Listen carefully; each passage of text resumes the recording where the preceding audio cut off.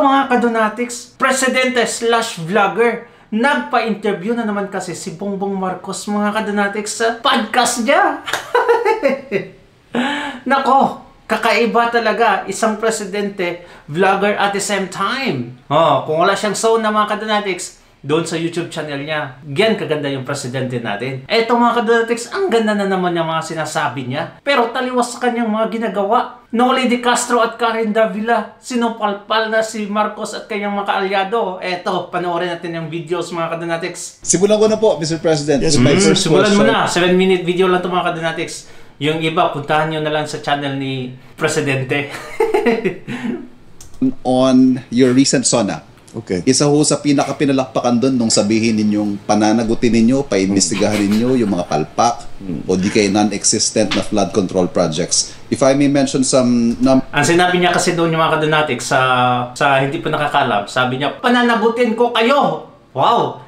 Kayo talaga mga kadonatics. Ngayon, umalma si Karen Davila, bakit kayo? Dapat tayo? Or, kung kayo man yung sasabihin mo, dapat ituro mo kung sino. Huwag mo kaming idamay. Okay, let's go. Mr. President, our news research came up with the number 980.2 billion na appropriate for flood control in the last 3 years. Yes. Okay. That sounds right. First, can you tell us, sir, what exactly did you see and what information did you get to decide to confront the issue of corruption in flood control projects and to hold people accountable? It started in last December. Nung umiikot ako dahil nga sunod-sunod yung bagyo at nakikita natin kung talagang napakabigat ng ulan. Nung nangyari na naman itong bagyo ngayon, pagpunta ko, nakita ko hindi nagagawa. Akala ko ba meron tayong linagay dito? Hindi pa naumpisa or whatever. The usual excuses. Sabi niya noon mga kadonatics, wala na daw silang magawa sa bagyo kasi grabe daw talaga ang lakas. Pero ngayon mga kadonatics, yung bagong statement niya, normal na lang daw yan. Bakit pa tayo mag-flood control kung normal lang pala ang mga pangyayari ngayon mga kadonatics? Yung baka na umaabot sa 3rd floor mga kadonatics, normal na pala yan sa kanya. Kakaiba talaga, contradicting talaga yung premises niya mga kadonatics. Sabi ko, kalukuhan na ito. Maliwanag na hindi ginagawa ang trabaho. Tapos pupunta ka sa evacuation center. Makikita mo yung mga tao, dikit-dikit, nagsisiksikan dun sa loob. Lalo na yung mga bata, natutulog sa simento, sa gym. Mainit, mabilis magkasakit, magkahawaan. Di natin ginagawa dapat ito sa kababayan natin. I don't think mga kadonatics kung feel talaga niya. Kasi hindi naman nakaranas to si BBM ng ganon mga kadonatics. Kaya sinasabi ko talaga na maganda talaga yung leader na nakaranas ng ganito mga kadonatics, kahirapan bago umupo sa pwesto. Kasi alam na alam nila mga kadonatics kung ano talaga ang kailangan at nafe-feel nila kung ano yung feel ng mga tao na nasa baba. Pero itong si BBM, maybe he has sympathy mga kadonatics but not empathy. That is totally different mga kadonatics. Kasalanan na ito. And then you said, mahiya naman kayo. Palakpakan ho sila, standing ovation. Dapat sinama niya yung sarili niya eh. Kayo, wow, blaming others Pero sino mo nga bang pinatutungkalan ninyo dito, Mr. President? They know who they are. They know who they are. Meron naman dyan talagang mga notorious. Matagal ng ganito ang ginagawa. I'm sorry, but they will have to account for their actions and they will have to account for the expenditures that they have made na hindi natin nakikita kung ano yung naging resulta. Sa ngayon ho, ito'y warning, ito'y order to conduct an audit, to hold people accountable. Ang tanong ho siguro ngayon, is President Marcos going to crack the whip, really crack the whip on those responsible? The key thing here is to weak. fix the problem. I always say this, but I'm sure you've heard me say it before. Fix the problem, not the blame. You cannot fix the problem without knowing who to blame. Yes. So one thing follows another. So for us to fix the problem, we have to know what happened and where did it go wrong at sinong dapat managot. Meron dapat naman managot dahil sa kahit dinadaanan na hirap na dinadanas ng ating mga kababayan. They have to be told who is responsible and somebody has to answer for their suffering. Paano ho 3 years na mga kadinatis, ngayon pa may ganitong interview na dapat may managot. Like, what? What the heck happened in 3 years? Ha? Grabe yung nangyayari mga kadonatics within 3 years. Ngayon, another 3 years naman, may pangako na naman si BBM. Natatandaan niyo yung sinabi niya na, magbitiw kayo, yung mga undersecretary. Nagbitiw, ang daming nagbitiw actually mga kadonatics. Pero, hindi naman finard ni BBM. That was all for clouting mga kadonatics. Kaalyado ninyo. Sorry na lang. Sorry. Hindi na kita kaalyado kung ganyan ang ginagawa mo. Ayaw na kitang kaalyado. Okay. Naging focus po ninyo dito sa pagpapanagot, yung pag-mention nyo sa SONA, yung flood control projects. Pero, in your own words, sir, sabi nyo, alam ng buong madla na may mga kumikickback sa mga government projects. The World Bank puts it at 20%. Yung 20% daw ng annual budget ng Pilipinas na pupunta sa corruption. Yeah. How far are you going to take this, sir? Will this also extend to other projects na hindi mga flood control na posibleng kumikickback din ng mga opisyal ng gobyerno? Actually, mga kadonatics, I don't really agree with the survey na 20% lang. May British akong nakasama noon mga kadonatics sa plane, sa airport actually. Nagkausap kami. Sabi niya, ang pinagkaiba ng Thailand at saka Pilipinas, sa Thailand mga kadonatics, 80% yung pinapalabas na pera for the budget. Ang 20%, ninanakaw, binubulsa. While in the Philippines, kabaliktaran. 20% yung lumalabas mga kadonatics, 80% yung nasa bulsa. Kaya nagaganyan yung bansa natin mga kadonatics dahil sa mga ganitong liderato. 20%? I don't think so. At napag-alaman ngayon mga kadonatics, ang pinakamayaman na undersecretary ni Bongbong ay nasa DPWH at naalarma siya. Sinibak niya.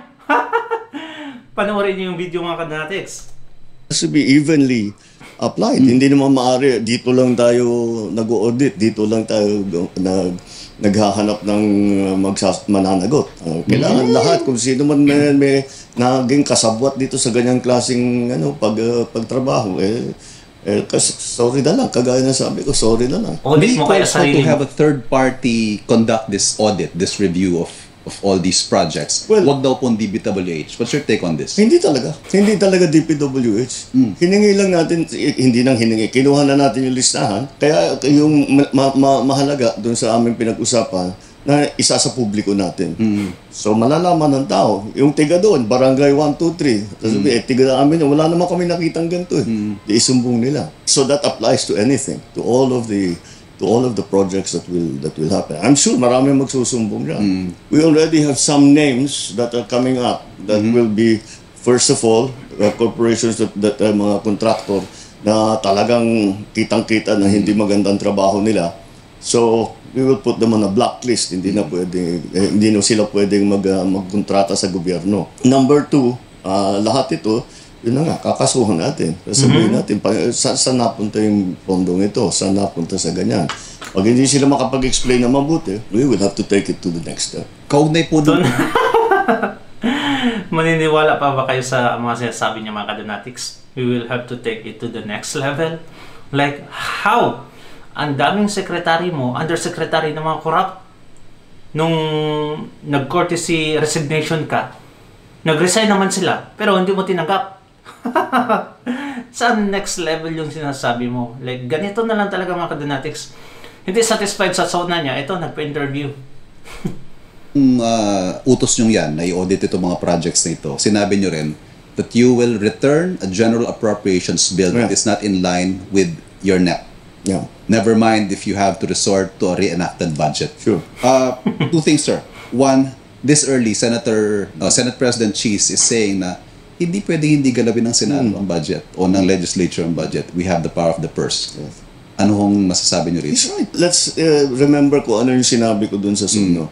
Kung hindi alinsunod doon sa plano. Trabaho naman talaga ng Congress yung gagawin nila yung budget. Ngunit, trabaho naman namin na magbigay ng plano at humingi ng pondo sa Kongreso para lahat ng ating mga gustong gawin ay ating magagawa. At hindi nawawaldas, nananakaw ang pera ng tao. Yun lang naman ang habol namin. But that's the process. The process is the executive the offices under the executive department make a budget request. It is then transmitted in the NEP to the Congress. Tapos susuriin na ngayon yan. Meron sasabihin, yung mga changes na Ang gano'n. tinutukoy niyo po yung mga lantarang insertion na tatanggalin dito, lilipat sa ganyan. Yung pinakamalaking naging problema, yung foreign assisted projects, tinanggal halos lahat ng funding. Kailangan natin ibalik yun dahil importante yung mga foreign assisted projects. At saka sinisira pati yan ang reputation natin. Yes. And the worst part of this all, yung napupunta, kuminsan yung mga project na hindi maganda, napupunta sa unappropriated. Ano yun? Utang yun. Nangungutang tayo para bang rakot itong mga ito. Sobra na yun. Sobra na yun. Secondly, Magaling lang talaga magsalita mga kadonatics. Nakita niya yung problema. Pero wala naman siyang ginagawa na maganda sa mga problema mga kadonatics. Hindi niya finifix. Kaya ganyan, sabi talaga ni Tatay Digong na weak siya. At eto, napatunayan talaga natin mga kadonatics. Kasi yung the way siya mag-comment, he's not being respected mga kadonatics sa mga sekretary niya. Sabi niya noon sa interview, they don't listen to me. Kaya ayun mga kadonatics, napaka-importante talaga na pipiliin natin yung isang leader na decisive at competent. Kaya iba talaga ang karisma ni Tatay Digong. Isang sabi niya lang mga kadonatics, matatakot agad yung mga undersecretary niya. Kaya sa panahon niya, ang daming siniba. Hindi kayo magtrabaho ng mabuti, pinapahiya niyo ako. Kasi magre-reflect yan sa isang leader mga kadonatics, hindi sa secretaries. Diba? Kung ano ang nangyayari sa bansa, nagre-reflect sa leader, sa presidente. Kaya napaka-importante talaga yung mga decision making mo sa president. Alright, eto, panoorin natin yung konting reaksyon ni Karen Davila at ni Noli De Castro mga kadonatics. Mukhang tinabla na si BBM. Eto. Nung sinabi ni Presidente Maya kayo, kausap niya yung Kongreso nakaharap niya. Na siyang nag-insert. Mahiya kayo. Sila, sana, mahiya kayo hindi sa publiko, sa inyo. Dapat na ginanon niya eh. Hindi naman. Hindi nga dapat nga yun ang ginawa. Mahiya naman kayo. Kayo. Paano? Hello. Mahiya naman kayo. Hello, ang flood control projects ang dinadaan. Ayan siya ng gobyerno sa mga politiko. Di dapat mahiya kayo. Bakit tayo? Wala tayo. Hindi nga, kayo sila. Hindi naman tayo. Full sa katiwala. Ang politiko ang dapat mahiya. Silang nasa loob ng batas. Sabi ni Karen, kasi sinabi ni BBM na kayo, dapat sinalin niya yung sarili niyang mga kadonatics, dapat tayo. At sabi ni Karen Davila, kung kayo, dapat ituro mo kung sino para hindi kayo madadamay. Make sense? Masakit yan. Pera natin yan. Oo. Pera natin yan. Pera natin. Ang isang opisyal ng gobyerno nagsalita na ito ang proyekto ko. Niligaw kaya ng ganito. Pera natin yun. Pera ng bayan yun. Hindi niya pera yun. Yan ang isipin ho ng ating mga kababayan. Hindi ho pera yan ng mga politiko. Pera ho natin yan. Kaya dapat alagaan natin. Pero nangako naman siya. Dapat magpakulong. At eto pa mga kadonatics, ang reaksyon ni Noli De Castro sa zero billing mga kadonatics sa DOH hospitals. Sa mga DOH, sa DOH mga kadonatics, Department of Health, sa mga DOH hospitals. Okay, si Ate Din. Pambalansya dahil naka-red ako. Siya lang yung naka-red. Ako lang naka-red. Gusto ko yung mention sa healthcare. Para meron namang, Yun baka naman. naman sabihin niyo, wala na akong ginawang Yung tama. libre na. Pero kontra yun. May pero pa doon sa healthcare. Ano? Hindi nababayaran ang mga hospital. Hindi, sinabi naman niya, babayaran na. Nangako ka na naman. Nangako ka na naman. Tinira na si BBM mga kadonatics. Tingnan natin. At yun po mga balitang binantayan namin para sa inyo. Tuloy-tuloy ang pagpapatrol sa Kapamilya Channel, Kapamilya Online Live at A to Z. Ako po si Alvin Alchico. Gagalit na eh. Nangako na nga, gusto pang tuparin. Gagalit. Para sa iba pang balita, mag-log on sa Pati si Noli De Castro, ayaw na sa'yo PBBM. Kasi pangako ka lang daw palagi. Anyway mga Kadonatics, ingat palagi and please don't forget to subscribe. God bless you. Bye-bye.